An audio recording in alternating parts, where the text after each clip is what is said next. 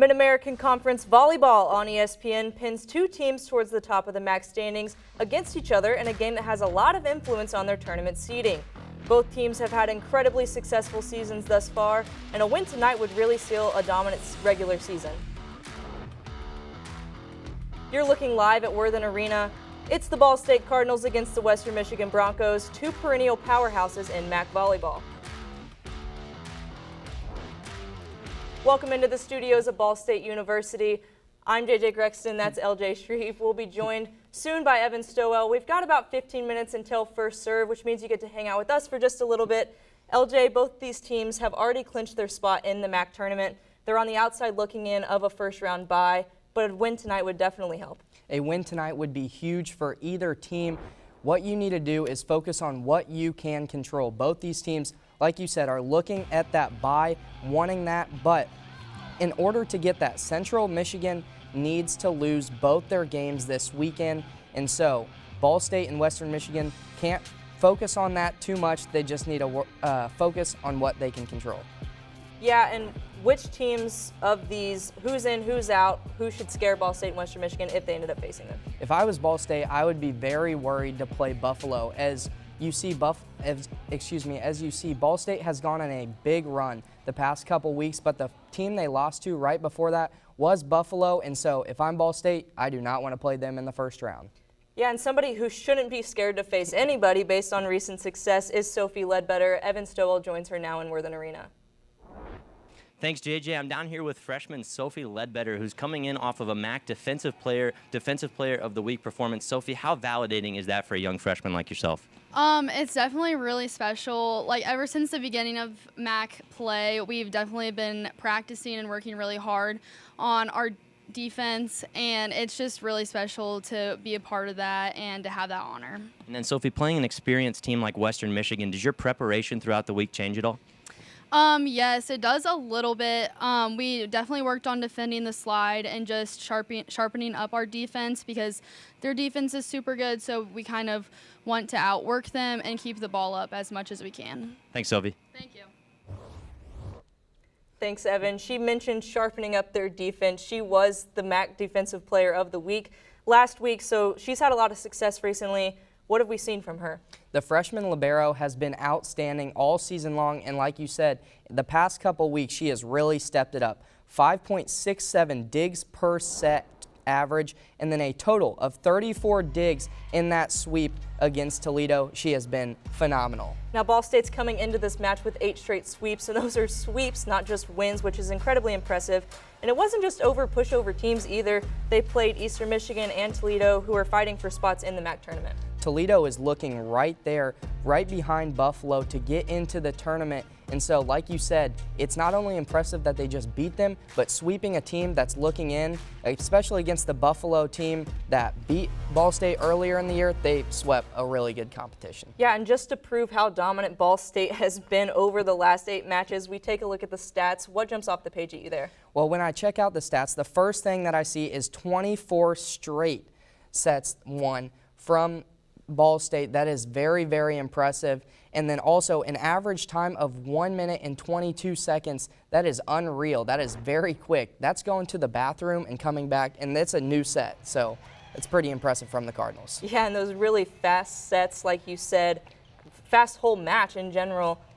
How does that kind of play into kind of their preparation and maybe how they approach a game?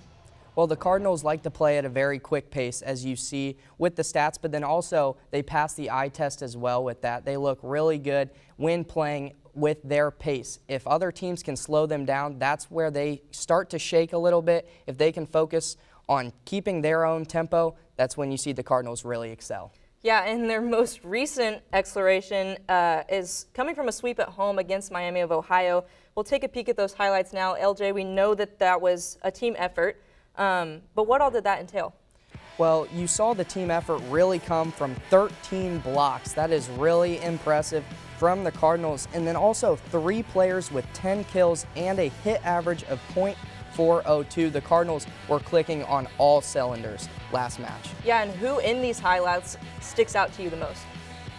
Well, not trying to be too specific or anything, but we did see Adonai Smith with her 400th career block. That is unreal. She is setting records and playing really, really good for the Cardinals. Yeah, most of them, they're playing very dominant. We've seen that from them all throughout the season, especially in these last 8 matches. But we're looking at the Western Michigan side. Obviously, we've got a lot of talent coming from them as well. They started conference play 4-4. They've ended the season 8-0 so far. Why do they have such a rocky start?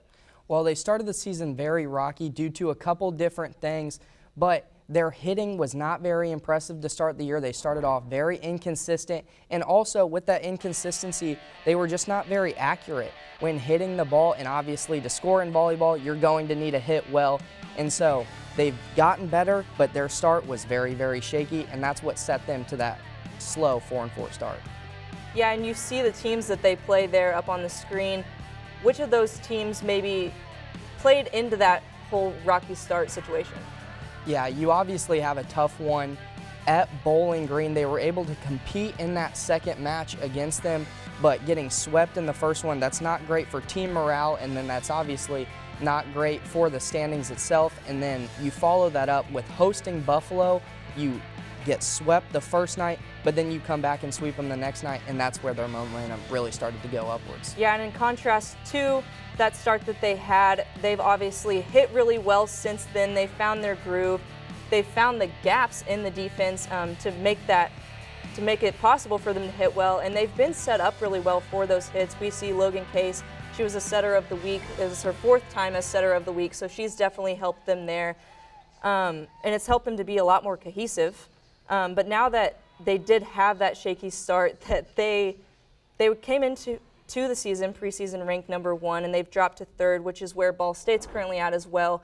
The Cardinals were ranked there coming into the season. Both these teams have mirrored each other in MAC play with slow starts and strong finishes. But what have we seen from the other teams?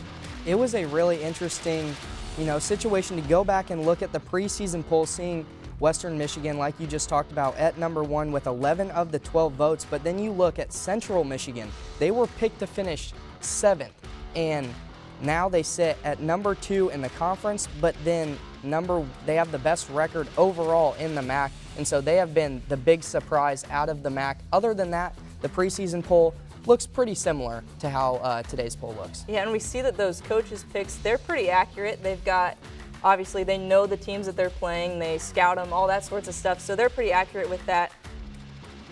What leads into the standings that we have now?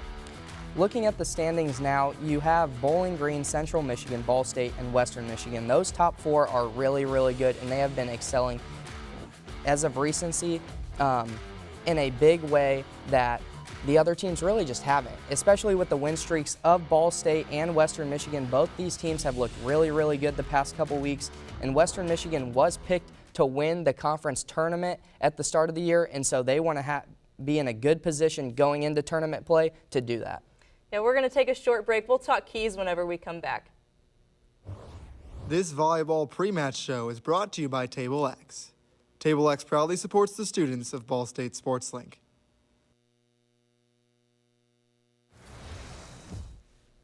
Just a few minutes until first serve, which means it's time to dive into what to watch. Starting with Western Michigan, what needs to go right for the Broncos tonight to walk away with a win?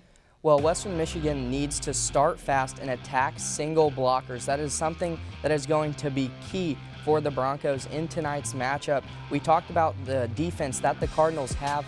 If they can slow that down and get their offense going, it's going to be huge for them. Also, force Ball State out of their system. We talked about the pace that Ball State likes to play at. If Western Michigan can slow the game down and slow Ball State down, I really like their chances at winning tonight. Yeah, and on the Ball State side, what do they need to do to defend their home court? Well, they need to set the tone up front and establish physical style of play. Like we just talked about, they play fast, but then also when playing fast, if you have a team that can do that and be physical, you have a really, really good squad. And that's why they've been winning as of recency. They can continue that.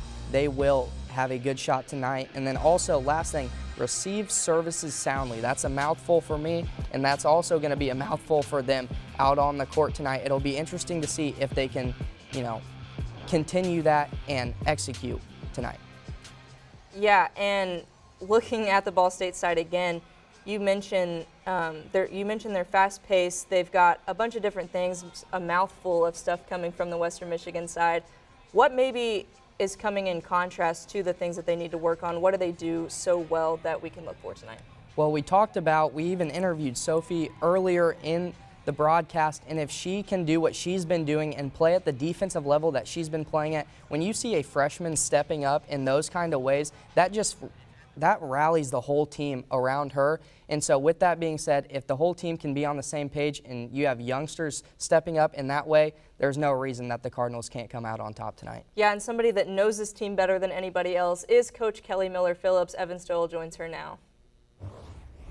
Sounds good. Thanks, JJ. I'm here with head coach Kelly Miller-Phillips. Kelly, this team has won 25 straight sets, a new program record. What's been the change from the start of the season to now? You know, I think it's just a steady progression of us continuing to get better. Our chemistry's improved.